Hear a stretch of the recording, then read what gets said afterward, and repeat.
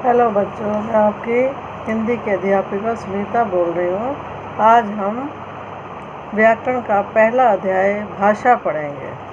भाषा क्या होती है? भाषा ऐसा साधन होती है जिसके द्वारा हमारे मन में जो भाव उठते हैं उन भावों को बोलकर या लिखकर प्रकट करते हैं और दूसरे के मन के भावों को सुनकर तथा पढ़कर समझते हैं, उसे भाषा कहते हैं। अर्थात भाषा किसे कहते हैं? भाषा जो है अपने विचारों को दूसरों तक पहुंचाने का एक साधन है। अब हम पढ़ेंगे आगे। भाषा के दो रूप होते हैं। कितने रूप होते हैं? भाषा के दो रूप होते हैं। ये देख रहे हैं आप, भाषा के दो रूप होते हैं। पहला रूप कौन सा है? मौखिक भाषा। मौखिक भाषा क्या होती है? जब हम बोलकर अपनी बात कहते हैं और दूसरा उसे सुनकर समझता है। जैसे मैं बोल रही हूँ, आप सुन रहे हैं, तो उसे कौन सा रूप कहते हैं? मौखिक भाषा कहते हैं। एक बार फिर से समझ लीजिए। जब हम बोलकर अपनी बात कहते हैं और दूसरा उसे सुनकर समझता है तो वह भाषा का मौखिक रूप होता है।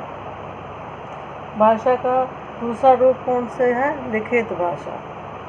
लिखित भाषा जब हम लिखकर अपनी बात दूसरों तक पहुंचाते हैं और दूसरा उसे पढ़कर समझता है तो वो लिखित भाषा का रूप होता है। एक बार फिर से मैं दोहराती हूँ।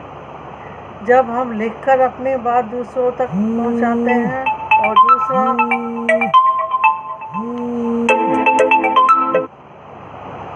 और दूसरा उसे समझता है तब वो भाषा का लिखित रूप होता है।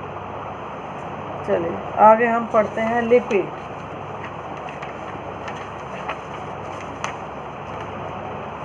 लिपि क्या होती है? भाषा का जो लिखने का ढंग होता है, तरीका होता है, उसे क्या कहते हैं? लिपि। भाषा के लिखने के लिए निश्चित किए गए जो चिन्ह निश्चित किए जाते हैं उन्हें लिपि कहते हैं। सबके अलग अलग भाषा होती है। विश्व में सैकड़ों भाषाएं बोली व लिखी जाती है। जैसे भारत में हिंदी, जर्मनी में जर्मन, जापान में जापानी, चीन में चीनी, रूस में रूसी भाषा बोली जाती है, फ्रांस में फ्रेंच, इंग्लैंड में अंग्रेज़ी बोलते हैं। तो ये उनकी लिपि होती है, लिखने का ढंग होता है, तो उसे हम लिपि कहते हैं। अब कुछ लिपि मैं बता रही हूँ। जैसे हिंदी की लिपि क्या है? देवनागरी। हिंदी की लिपि क्या है? देवनागरी। इसी प्रकार हिंदी की और संस्कृत की लिपि क्या है? देवनागरी। अंग्रेजी की लिपि क्या है? रोमन। पंजाबी की लिपि है गुरुमुखी। पंजाबी किसमें लिखी जाती है? गुरुमुखी। और उर्दू की लिपि फारसी। बंगाली की बांग्ला। जर्मन की रोमन और फ्रेंच भी रोमन। तो इस प्रकार ये सब भाषाओं की अलग अलग लिपि होती हैं। इन लिपियों को हमें ध्यान में रखना है। लिपि के बाद हम पढ़ेंगे व्याकरण। व्याकरण किसे कहते हैं? व्याकरण भाषा का वो शुद्ध रूप होता है जिससे हमें ये ज्ञान कराता है कि हम जो पढ़ रहे हैं, लिख रहे हैं, वो शुद्ध रूप है या नहीं। तो इस प्रकार हम कह सकते हैं कि व्याकरण हमें शुद्ध रूप का ज्ञान कराता है। जैसे मैं एक वाक्य बोलती हूँ, अनिल खेल रही है। अनिल खेल रही है, ये वाक्य सही है? नहीं, ये गलत है, क्योंकि अनिल तो लड़का है, बॉय है। तो अनिल खेल रहा है, तो ये हमें खेल रही है, खेल रहा है, ये व्याकरण का ज्ञान हमें कौन कराता है?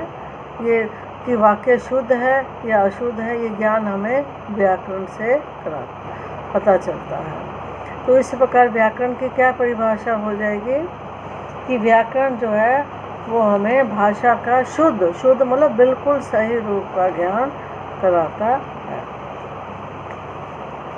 एक बार मैं फिर से पूरा पाठ को दोहरा देती हूँ कि भाषा की उत्पत्ति कैसे हुई। शुरू में मनुष्य जो है वो भाषा को नहीं समझता था, कैसे अपने फिर धीरे धीरे उन्होंने चिन्हों द्वारा पत्थरों पर लिखकर इससे भाषा को समझाने की कोशिश की, संकेतों द्वारा, इशारों द्वारा।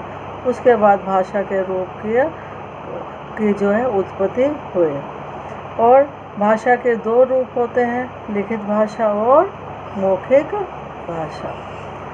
लिखित भाषा बोलना और सुनना लिखित भाषा का रूप है। बोलना और सुनना भाषा का मौखिक रूप है। और जब हम, जैसे मैं फ़ोन पर बात कर रही हूँ, तो ये कौन सा रूप होगा? ये भाषा का मौखिक रूप होगा। पढ़ना और लिखना भाषा का लिखित रूप है। जैसे आप पत्र पढ़ते हैं, जब पत्र लिखते हैं, तो ये लिखित रूप होगा। इस प्रकार बोलकर या लिखकर अपनी बात को दूसरों को समझा सकते हैं, या पढ़कर भी दूसरों को अपनी बात समझा सकते हैं। यही भाषा है।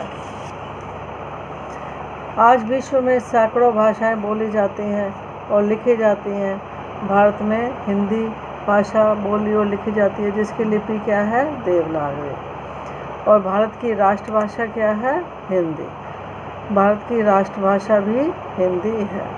और अंतर्राष्ट्रीय भाषा कौन सी है भारत की? अंग्रेजी।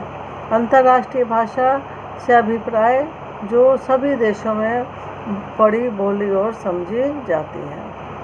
तो भारत की राष्ट्रभाषा हिंदी है और अंतर्राष्ट्रीय भाषा अंग्रेजी है। अंग्रेजी सभी देशों में बोली, पढ़ी और समझी जाती है, इसलिए उसे अंतर्राष्ट्रीय भाषा भी कहा जाता है। हमारे भारत में 22 भाषाओं को मान्यता प्राप्त की गई है। कितनी? क्योंकि यहाँ पे अनेक धर्म के भाषाओं के लोग रहते हैं, इसलिए 22 भाषाओं को मान्यता प्राप्त किया गया है।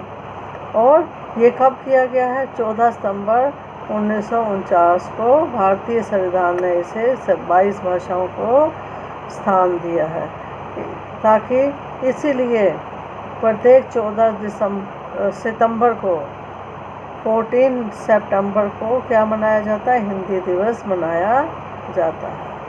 और हिंदी क्या है हमारी?